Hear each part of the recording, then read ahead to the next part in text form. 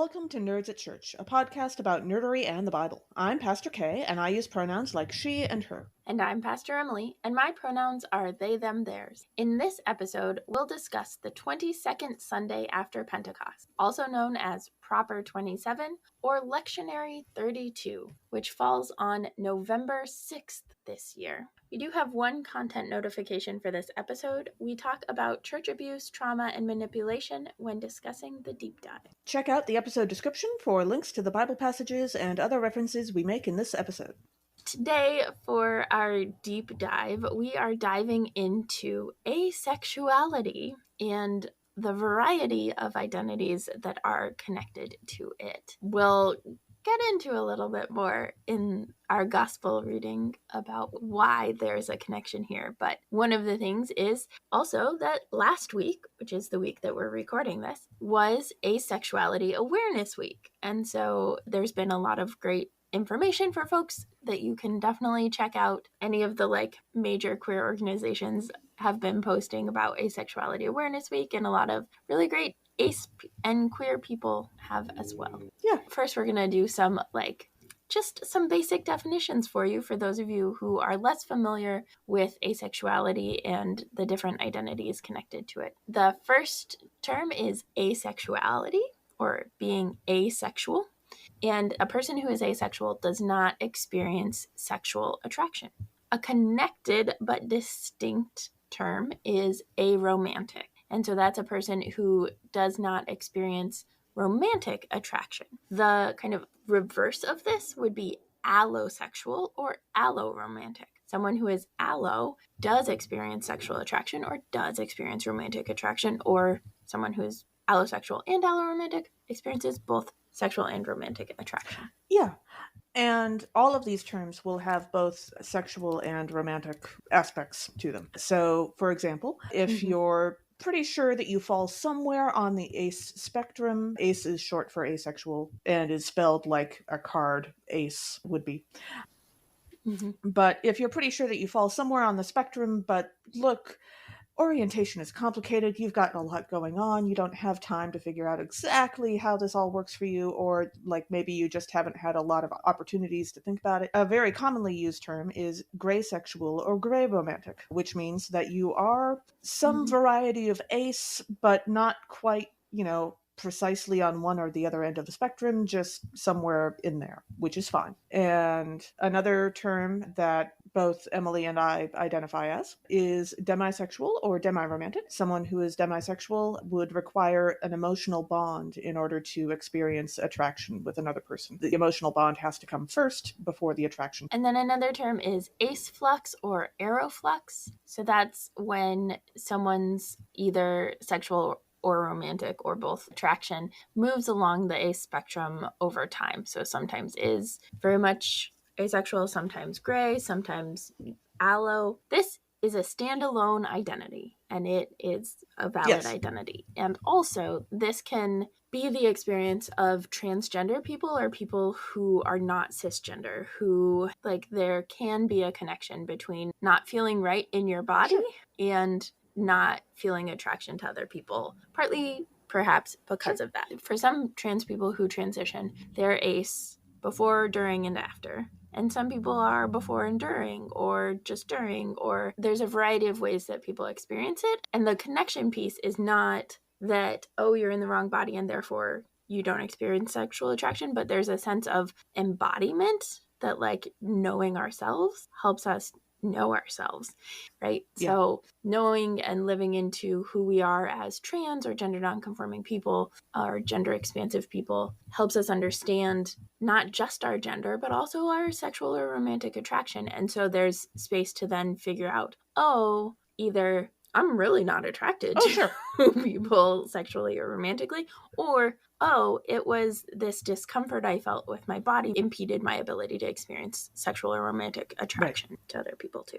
Yeah, and I've also heard asexual people are not the only ones who move along a spectrum of attraction over time. I've certainly known people who have moved along the spectrum of pan or bisexuality during their life. And sometimes it seems like there's a sort of rational reason for it, and often there isn't, and all of that is valid.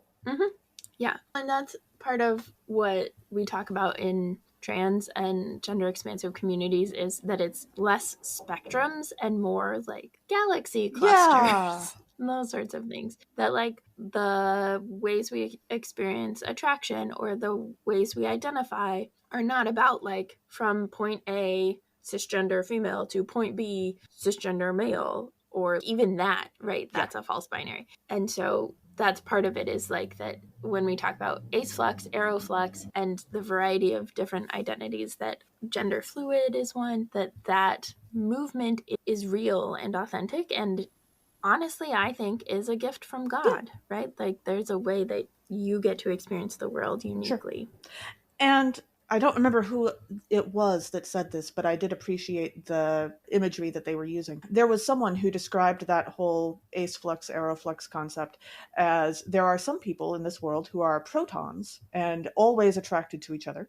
There are some people in this world who are neutrons and never really attracted to anyone else. And there are some people in this world who are electrons, and their attraction jumps all over the map all the time. And I really liked that. Because yes, I have met all of those people. Yeah. Yeah, that's brilliant. I had never thought of that. But I have no idea where that was from. It's probably from Tumblr from a million years ago, knowing me, but I mean, highly likely. And also, that's brilliant. I love it. So those are like kind of the more commonly known identities. There are a couple that are lesser known, which is to say neither Kay nor I had really heard of them. In case you were wondering if we were omniscient, congratulations, you have your answer. We are not. We learn things. Yay. So one of the terms, well, two of the terms, is reciprosexual or recipromantic. So that's experiencing sexual or romantic, depending, attraction only if the other person is attracted to them. So reciprocal, sure. Recipro. And then another option is, and I hope I'm pronouncing this right, acoisexual or acoiromantic, which is to say that if you are attracted to someone, either sexually or romantically, that tends to fade if the other person is also attracted to you. And I was kind of wondering if that had a connection to the old concept of courtly love as practiced in the Renaissance. But I know some of that was fashion, but also like there must have been people who were engaging in it more or less authentically. So it sounded familiar. Yeah, that's fascinating. Yeah. But dear listeners, if you identify with any of these terms or other terms connected to asexuality or aromanticism, let us know, and let us know how you experience them. We'd love to share that with other people. We actually received another quote-unquote angry email from our favorite angry email writer. Who is not very good at writing angry emails, but very good at writing emails in general. Yes, and we'll probably share that next week. But we love to get feedback. We love to hear from you. Absolutely. Definitely let us know what your experiences with these are, and we will share them if you let us. And if you don't, that's okay. Yeah, if you want to tell us something and you don't want us to tell the world, that's also completely fair. You just have to tell us. Yeah, that we are, again, not omniscient. Yeah. Actually, kind of grateful for that. Personally speaking, I can't speak for Emily. Yeah, but, I don't want to be annoying. I mean, I do because I'm a 5. Complicated, but yeah. I don't want to be a Q from Star Trek, I think is where I'm going with that. So, Gotcha. So a few general points about asexuality and the experience of being on the asexual spectrum. I do like to point out that, personally speaking, growing up as demisexual, particularly in Christianity, was kind of a weird experience because I was being told that you're only supposed to, have sexual attraction, have romantic relationships with people with a serious emotional bond. And that was all that I was experiencing, or being interested in doing.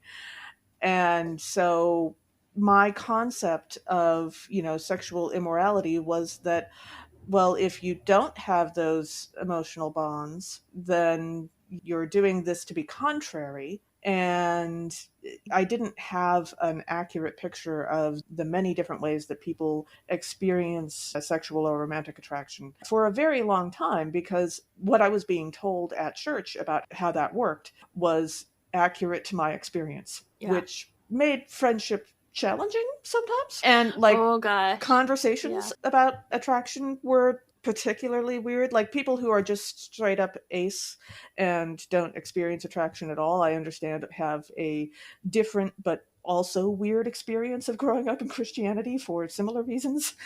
But being demi was a very weird Mm-hmm. place to be.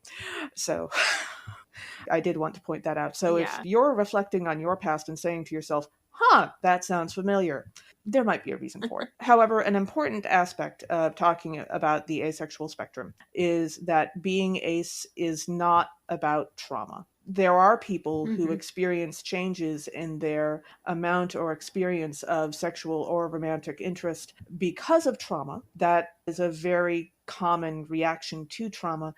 That doesn't necessarily mean that that's your orientation. That is a trauma effect that you are experiencing. Some people Someone might who call is it a ace, trauma response. yeah, that is again a perfectly normal thing, and you don't deserve that trauma, and you deserve to be who you truly are, and all Mm-hmm. that. But that is not the same as having this as an orientation. You may be ace flux or arrow flux, and you may move along the spectrum for various reasons that you may or may not know about, but the trauma response itself is not necessarily your orientation, because trauma responses can affect all kinds of parts of your personality and who you are. And that is normal, but you are not your trauma response, basically. There is also a conversation among the ACE community that I've had several times. If you in your situation in life feel a need to claim the identity of ace or somewhere along the ace spectrum in order to be or feel more safe in whatever your situation is, the community in general is totally good with you doing that. We are particularly Mm-hmm. open to people who are especially vulnerable, whether that's because you're young or because you are trans or various other marginalizations. If you need to claim to be ace and you feel that that would make you more safe, you go right ahead. That is Yeah. fine. And also, by all means, try to figure out what your actual orientation is on your own time. But you don't have to share that if you don't feel that Yeah. that's And safe. in the So, meantime, we will all work towards a world where that's not necessary because you feel safe in who you are all the time. absolutely. But that is a long labor of love for Yeah, sure. we're going to be at that for a Yeah. while. Also, being on the ACE spectrum doesn't necessarily mean that you don't like sex or that you're not interested in sex. Like, that's, I think sometimes people think that and then are like surprised when I'm like, no, that's not actually necessarily accurate. There's a lot of different ways and reasons that people engage in sex or experience Yes, sex. the asexual spectrum is about who you are interested, like actively interested in wanting to have sex with that person. There is also the option of having sexual experiences on your own, and there is also the Mm-hmm. option of having sexual experiences with someone who you trust, but you aren't drawn to them especially. And ace folks do all of that. I have also heard several people say that if they are in some kind of partnership with another person, they may well Mm-hmm. engage in sexual or romantic activity with them perfectly consensually, not so much for their own benefit, but for the benefit of their partner. And the way I was suggested to think about that is to think of it like telling a joke. When you tell a joke, you're not doing it so that you can laugh, you're doing it so that someone else can laugh. And Mm-hmm. that is not necessarily a hardship on you either. There's a certain Yeah. enjoyment in helping someone else enjoy something. I guess what we're trying to say is there's a lot of different ways that people experience it. The main Sure. thing about this, right, is when it comes to sex or sexual experiences, consent. Consent Yay! and Enthusiastic safety. consent, Yep. even. Enthusiastic consent and safety are the ideals. So, beyond that, there's a lot of space to have conversations and stuff, but we're not actually here to police people's sexual experiences. Thank Yeah, God. literally. That sounds pretty miserable. Literally. I'm just saying. It does. But yes, It does. On a number of levels, I don't want to be police ever. right. Yeah. And then also, like, another thing is that the identities that we talked about can also be combined with other orientations. So someone could be asexual and homoromantic, pansexual, gray romantic, or so if we're doing combinations, I will give you my words. And so I am transgender, agender, and non binary in terms of like gender stuff. In terms of sexual and romantic stuff, I am demisexual and bisexual. and biromantic or panromantic. Yeah, but Sure. skewing towards the middle. I imagine there's some like not high gender romantic word, but I don't know what. I'm sure I will come up with more words.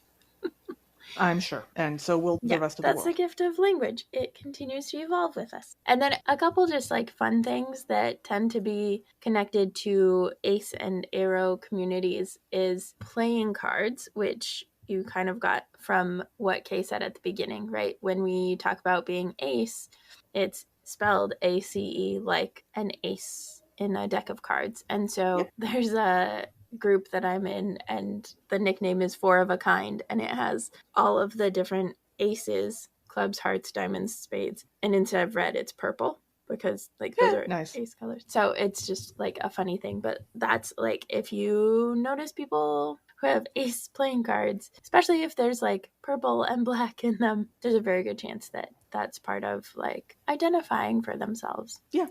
I also did see a demisexual t-shirt once that said, I'm demi, so you have like 0.001% of a chance, which I thought was pretty funny. That's fantastic. Also, cake. So there's like a meme or whatever that used to be like, this is great, but have you tried sex? I think is what Yes. it originally was. And so then the asexual community took that and said, okay, sex is great, but have you tried cake? Right? So flipping it. And honestly, sex is great. And have you tried cake? Because cake is amazing. And Yes. I love it. Well, if you do it right. Yes. When made well, cake is great. And yay cake. That's a totally legit connection there. Yeah. My favorite, though, speaking of combinations of orientations, is a pancake cake. Oh, goodness. That's, yeah. I actually saw somebody make a cake on Great British Baking Show at least once or twice that was a stack that looked like a stack of pancakes. Oh, yes, there's a name for that. I think they're actually crepes that they make for the thing, and it is like super fancy and difficult to deal with. No, that, but also as like one of the like illusionist things. Oh, yeah. cool. But also you can make pancakes. Cake. Yes. And I'm sure food coloring can get you pretty far with that too. For sure. Yeah. So one of the other things about asexuality is it is not super common in pop culture, at least not explicitly. So there's a lot more, as with many queer identities, there's a lot more reading into that has to happen for those of us in the asexual community or on the ace spectrum to like find characters who Representation. fit. Yeah. And I suppose in my experience, I haven't really noticed the type of baiting that writers or producers have used for other orientations. I haven't noticed ace baiting. I haven't either. But I think part of it is that so much like compulsory heterosexuality dictates that there must be romantic attraction.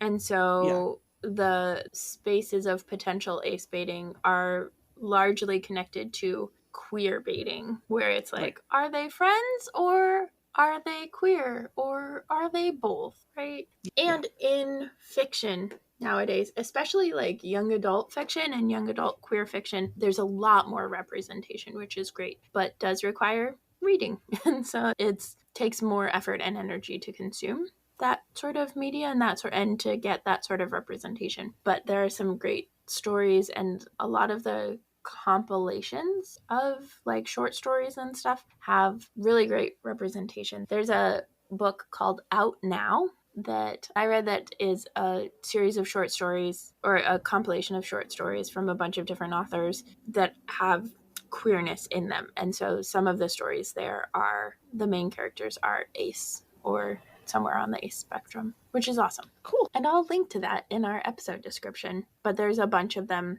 The more diverse your authors are, the more likely you are to get it. There's a big push right now of actually like helping people writing characters that actually have diverse representation for people who have been underrepresented in literature. Yeah.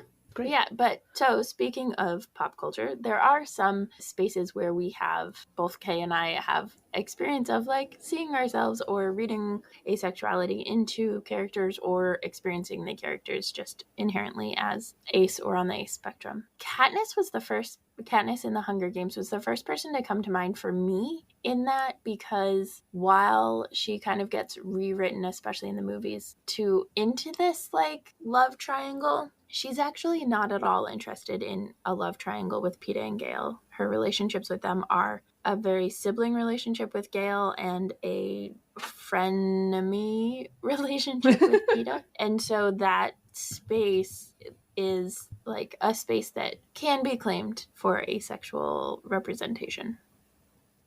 Yeah, I have not read Hunger Games or seen any of the complete movies, but I have engaged a little bit with the fan fiction because there are a ton and a half of crossovers out there. And I got the feeling from a lot of the fanfic that people were reading her as having basically a trauma response of being on the ace spectrum, or a trauma response of not experiencing attraction because she was going through a massive amount of trauma for most of her Yeah. life. And And I think that's accurate to a point. Definitely, like, she has no interest in having kids and is very clear about that. And that is explicitly a trauma response to yeah. her experiences growing up in District 12. And also, she seems to intentionally tamp down on a lot of her emotions, as Yeah. far as I can tell. She's a very queer coded character because there's very much like the people she considers family and she feels a bond with and relationship with, she will do anything for them, and that includes Peeta and Gale. So it's tricky. It's not super clear if she's ace or demi or flux and how much that is because of trauma. There's definitely a like, I don't want kids because of trauma, but that doesn't Right. necessarily mean that her whole sexual orientation is that. And it could be both, right? It's one of those like the complications of identities, and we don't know. Real life is complicated. We're reading Yeah. into Katniss. Yeah.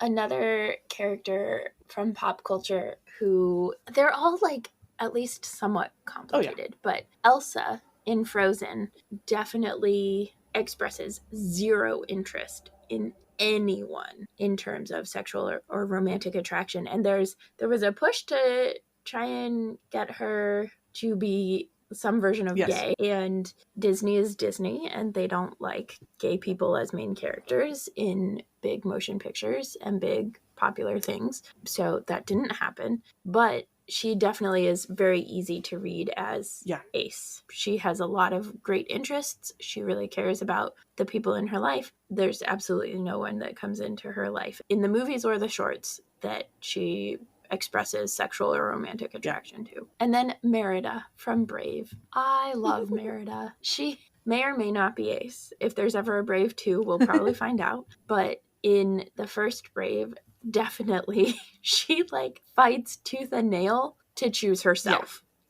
To choose not to be betrothed or in a relationship with any of the male suitors that are brought to her. So she's just a great, and what I think is interesting about this, at least in terms of like the characters that I'm naming, are that they're all women or girls and they are all fierce and strong, and there's something beautiful about that, but also this like subtle, insidious, like the only way to be brave and strong is to not be attracted to people or to not be in a romantic relationship, and that like if you are in a relationship with someone, you're supposed to be weaker, and that's a lie. Absolutely.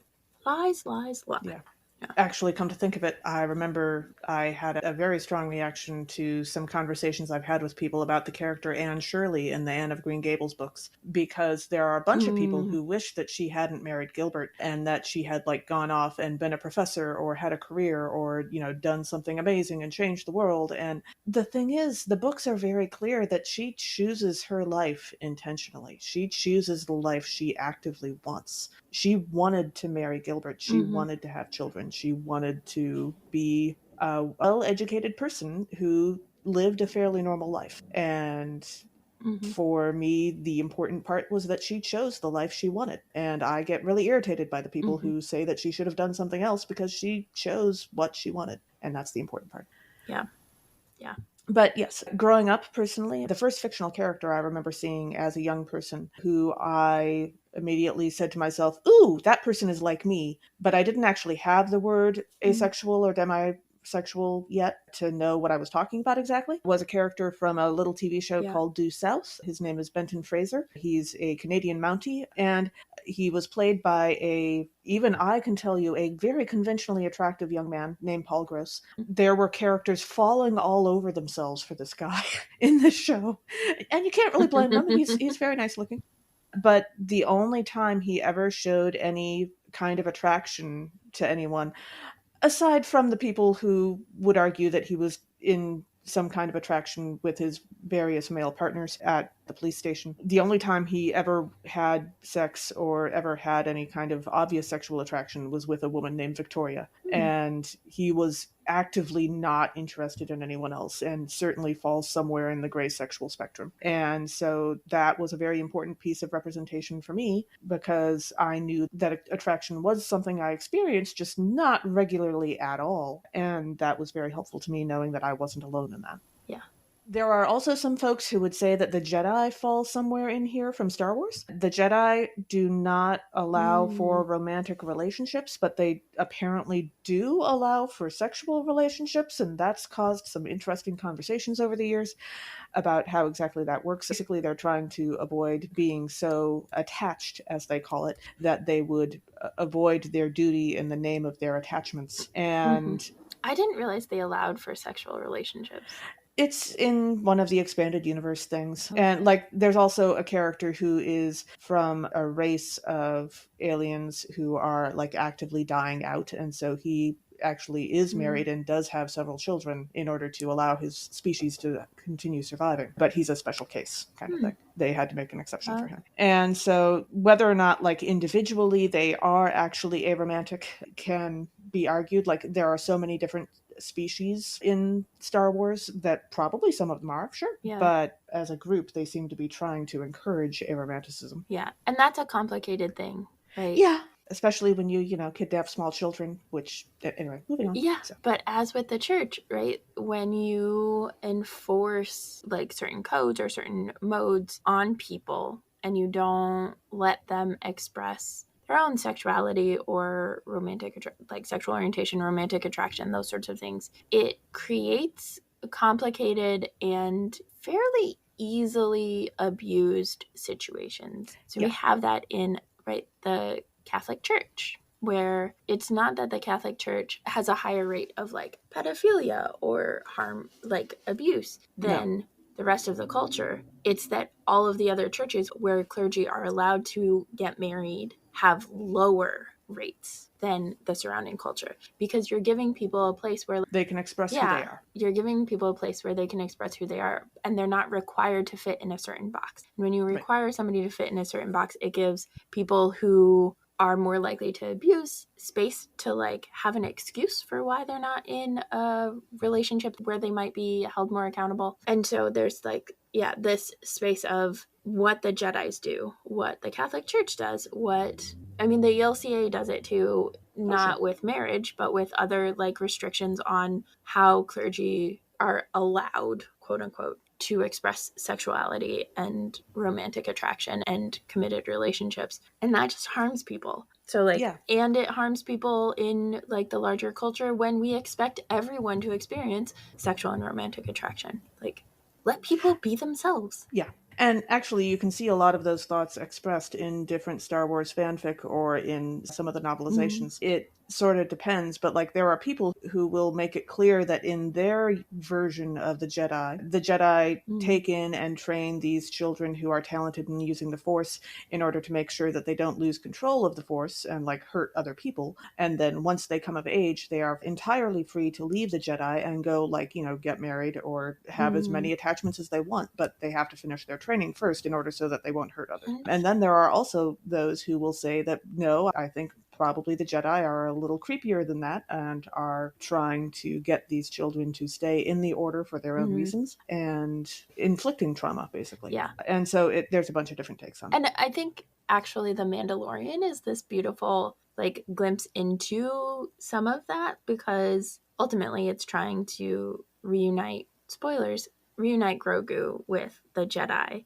And then, but there's also this like, okay, but then we have to like know why Grogu doesn't come up as a Jedi Master in movies, right? And it turns out that it is this like emotional bond that ultimately, like, the Mandalorian does get Grogu with the Jedi. And then there's this point at which the Jedi are like, you have the Force, like, you have the Force with you. And also, if, like, here's this, like, the Mandalorian made Grogu some armor from his, like, Mandalorian fancy armor. And so they offer it to him, and they're like, you know what? You can stay here and train with us, but also, if you want, you can go back to the Mandalorian, who you have clearly bonded with.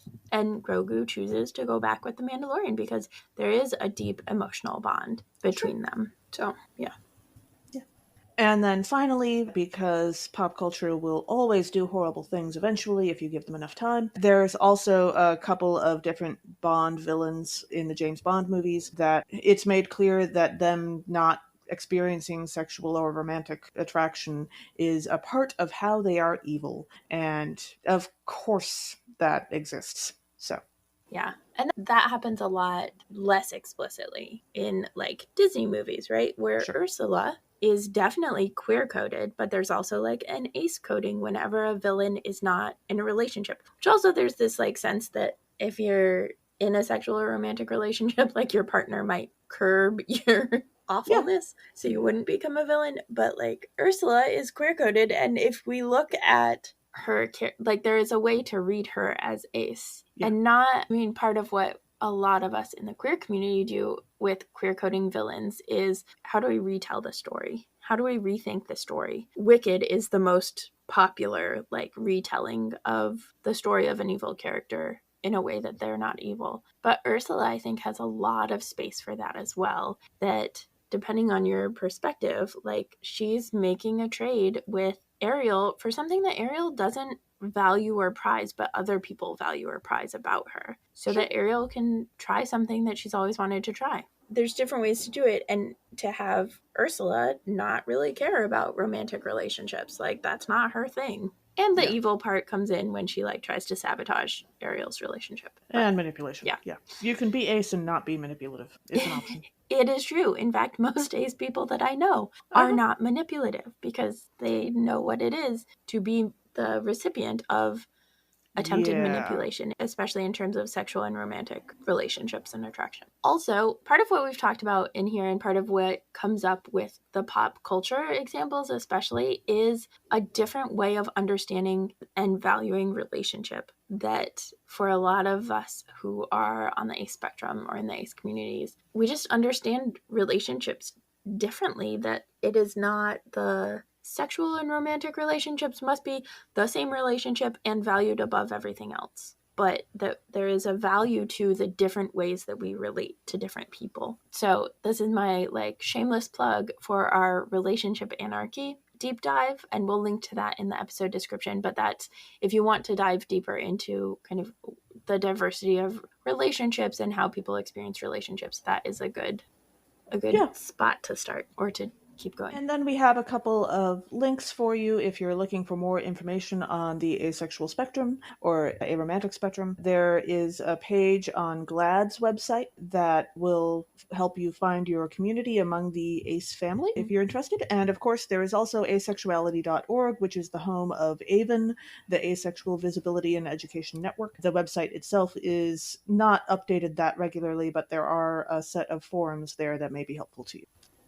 Our first reading for this episode is from Job chapter 19, verse 23 through 27a. I know that my Redeemer lives, proclaims Job, affirming God's ongoing existence in the face of many losses and ongoing personal suffering. One of the themes in this passage is this idea of hope in the face of devastation. Right? Job has lost so much. Yeah. And yet there is this proclamation of hope. And it reminds me of the ending of the show Travelers, which sets it up for, like, a reboot if they want. But at the end of Travelers, the last episode, they send a message ahead that all hope is lost. And to undo what they have done in this like attempt to save Earth from utter destruction. And then the very final scene is them sending a message back to before the first person they sent the message back to like kill that person or whatever, like to stop that person from doing anything. Sure. Because time travel is fun.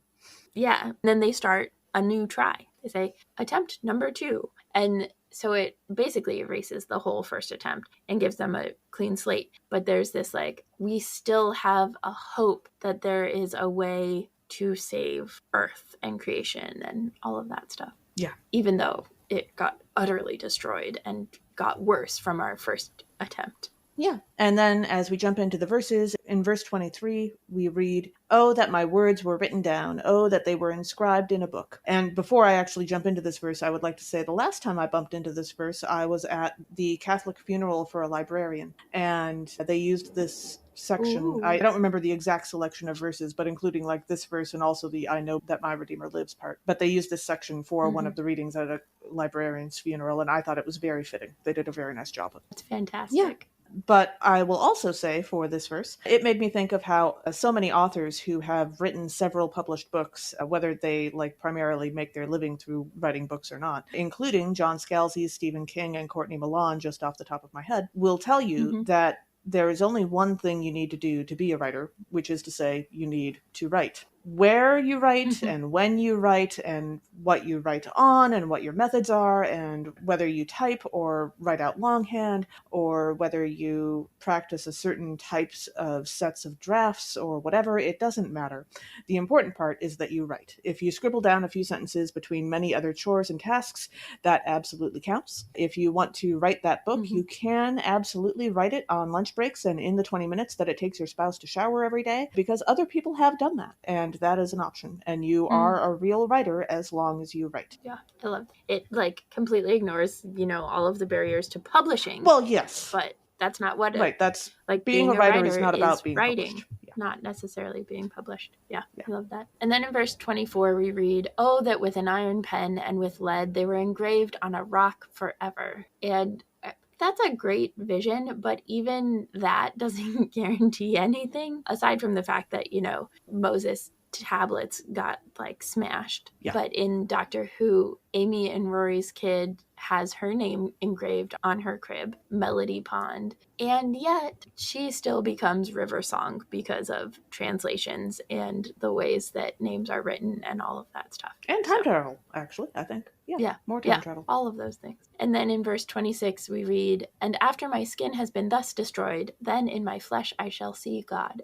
I cannot help myself. All I can picture for this is Gollum finally getting the ring from Frodo in the volcano and then falling into the lava and Gollum's skin and whole body being thus destroyed in the lava. Yikes. Which is not actually that far off from what Job is like imagining because of all of the things. Like, that's part of what he's dealing with is all the suffering and illness and stuff. But yeah.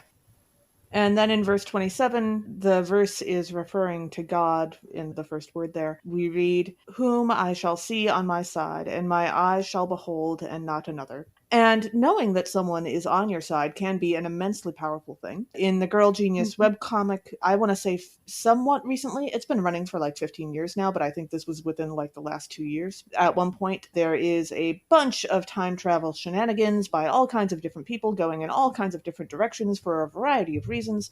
And basically, the main character, Agatha, winds up losing track of both her hometown and also several of her friends for a while.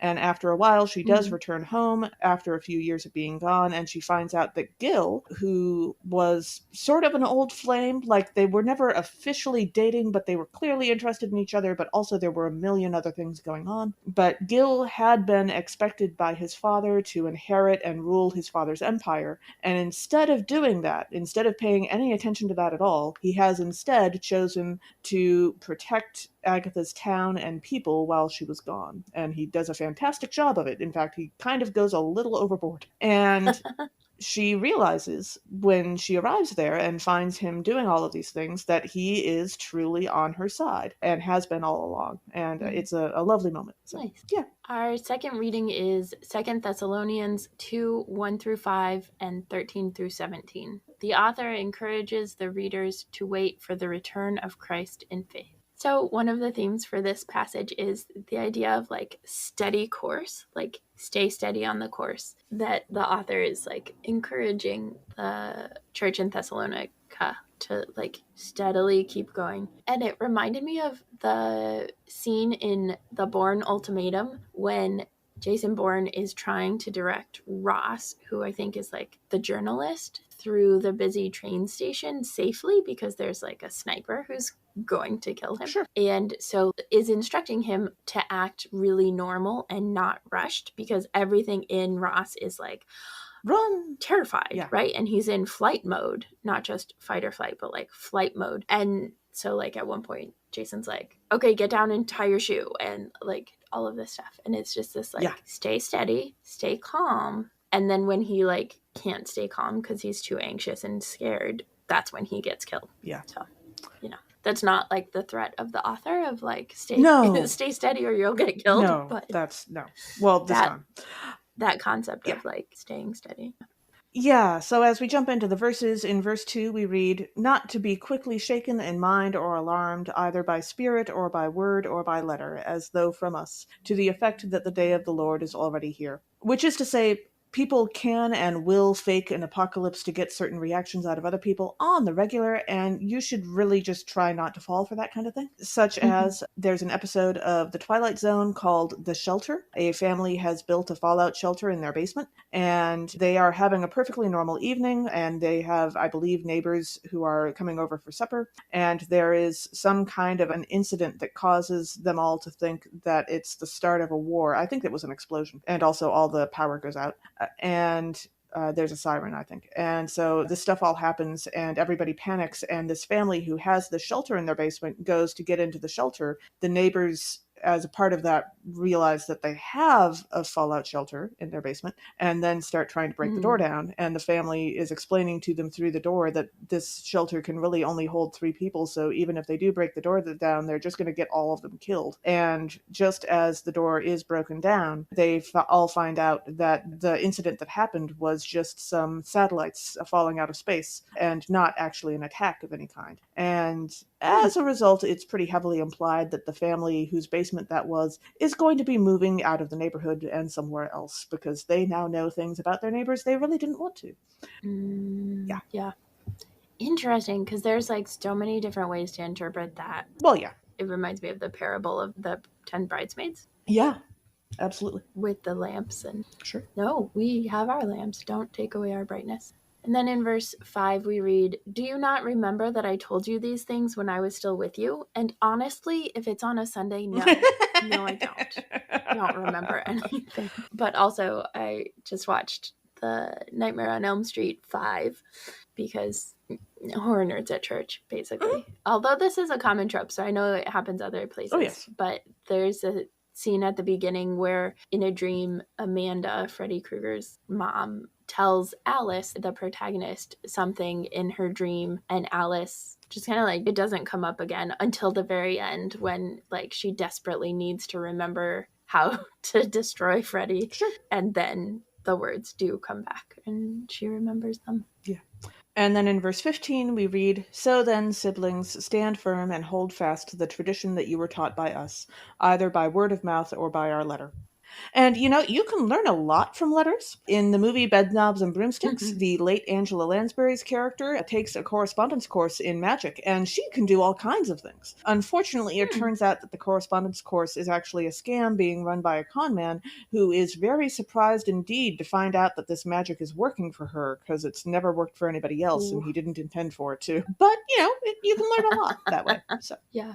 I need to watch Bedknobs and Broomsticks. That is It was very fun. I think that's the goal tonight. Oh, cool. Is to watch Bedknobs and Broomsticks because I've never seen it, and it is sort of a Halloween-y kind of movie. Yeah, I can see that. Yeah. Yep. And then in verse 17, the author is praying that Jesus/God will comfort your hearts and strengthen them in every good work and word. And in the Buffy series, once Buffy finds out that Dawn, her kid sister, is the key and like created by these monks and all of that stuff, Buffy works a lot harder to comfort her and strengthen her, mostly because generally siblings aren't stellar at that. Yeah. Speaking from experience, like we try, but also we are terrible. But then she realizes like how much harder it is for Dawn, especially after Dawn realizes, and so there's like extra effort put in, which I like that. Yeah. That encouragement of like, may you receive the extra effort of comfort and strength. Yeah, absolutely. And then our gospel reading for this Sunday is from Luke chapter 20, verses 27 through 38. Local religious scholars who do not believe in the afterlife ask Jesus a question about it and marriage. Jesus explains that marriage is an earthly custom and God focuses on the living. One of the themes in this passage is the idea of like trick questions. Yeah. Doctor Who, trick questions are a Doctor Who specialty. Oh, yes. First off. So there's like plenty of them in Doctor Who, but particularly when it comes to Doctor Who and the silence, it comes out most in an episode with the 13th Doctor, actually, but it starts back with the Matt Smith Doctors. But the Jodie Whittaker Doctor and Yasmin Khan are trapped in a joke book, and then they find out that like the oldest joke in the universe turns out to also be the oldest question in the universe, and the oldest question in the universe is Doctor Who, right? Is like Sure. the identity of the Doctor so that the Time Lords will release themselves or whatever. So it's Doctor Who or knock knock, who's there? Yeah. So I love that. Nice. Trick question. And then jumping into the verses, in verse 27, we read, Some Sadducees, those who say there is no resurrection, came to Jesus. And this made me think of the show Star Trek Voyager, which over the course of several seasons includes multiple, possibly contradictory looks at the afterlife, depending on how you read these things. There are a lot of characters who die and come back to life. And there's one episode where there's a character who is clinically dead for a little while and experiences nothingness and is like horrified by that. There's another episode where another character visits the Klingon afterlife, actually a couple of times. There's another episode where they discover the existence of aliens that feed on the psychic energy of the recently dead, which implies that there might be some kind of afterlife, but they're confused about that. And then there's also a planet that they find that has the practice of taking the bodies of the dead and sending them off in pods or something like that to various asteroids in the surrounding area, with the theory that that is where they come into their next emanation, as they call it, their next reincarnation. Basically, they're reanimated into their next life. And during the episode, the planet of aliens discovers that, no, actually, when they send these bodies off, all they do is decay on those asteroids. And then they have a major, like, existential crisis. Yeah. And the episode winds up having a lot of talk about afterlife and all that.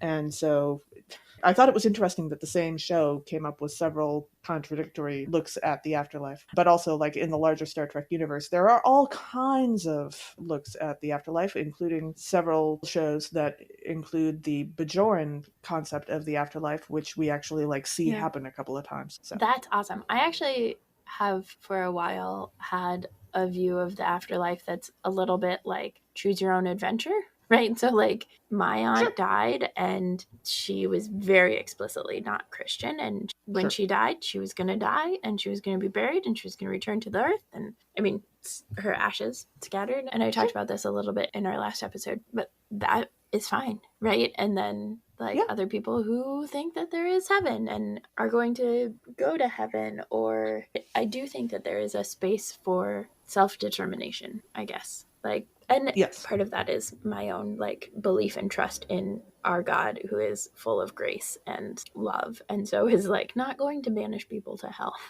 you know, like you do. Yeah. Or like you don't, I guess. Yeah. And then in verse 35 we read, but those who are considered worthy of a place in that age, Jesus is saying, and in the resurrection from the dead, neither marry nor are given in marriage. So those who are considered worthy are disabled and or polyamorous and or just plain single, a great lifting up of asexual people, also known as the ones the church frequently has feelings about, in terms of our sexuality and all of those things. Yeah. But yeah, right? Like, yeah, I also looked at that verse and I couldn't help but have a flashback to a book I've mentioned previously on this podcast as an example of when an author decides to write a book instead of going to therapy and did not necessarily make the right choice. But Robert Heinlein wrote a book called Job, A Comedy of Justice, which, just to repeat myself, I'm not necessarily recommending this book. It's interesting as a psychological exercise, but it's not like particularly good exactly. He wrote several other better things. But in that book, it looks at a take on the biblical afterlife, you could say, as done by somebody who's, not a biblical scholar and doesn't actually believe in any of it. And his version of it is that people do still pair off in the afterlife, not necessarily with their partners from life, although in some cases people do, but they just don't have marriage ceremonies. And if I'm remembering this right, I think it's because they don't really do any kind of ceremonies, because like if you're living in God's presence, do you really have to do something special in order to be married in God's eyes? Which was an interesting take, I guess. But I mean, I suppose you could also call it living in sin, except that you're living in God's presence, so there can't be sin.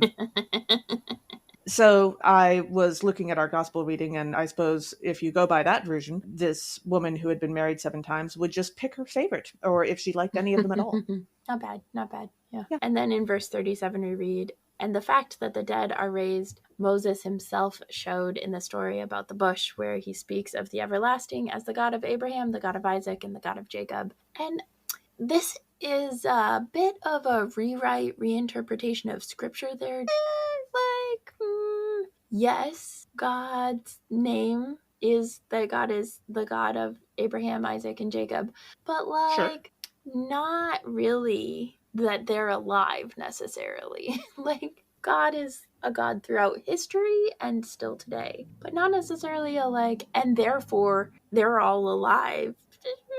Yeah. It's kind of like when people get mad about the Rings of Power or other shows that actually like have people of color as characters, because they're like accused of rewriting and reinterpreting it when they don't whitewash everything. But the reality is that like actually the original Lord of the Rings were more whitewashing than the Silmarillion and Rings of Power.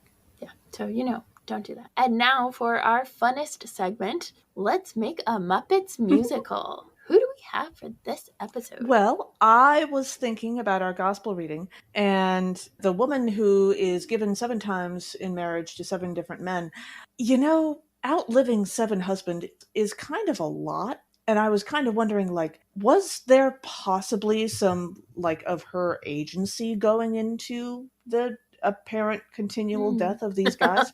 And so I was reminded of a Muppet predecessor. I thought you meant in the like not having a kid with these guys. No, I'm talking about like she survives several people, like a lot of people, and we're not really given any particular reason for that. And so I suppose they all could have fallen victim to the same genetic condition or something, but like we don't know that. Yeah. And so I was kind of wondering, like, did she take a hand in this?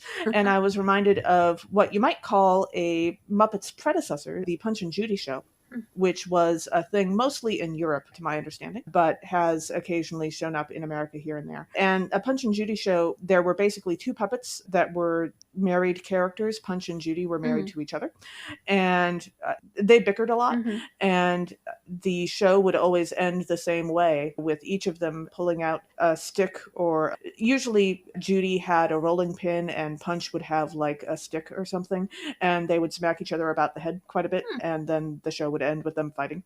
And they're puppets. It's not terribly violent. It's very cartoonish. But in the shows that I have seen of it, it's kind of almost always Judy that takes the first swipe.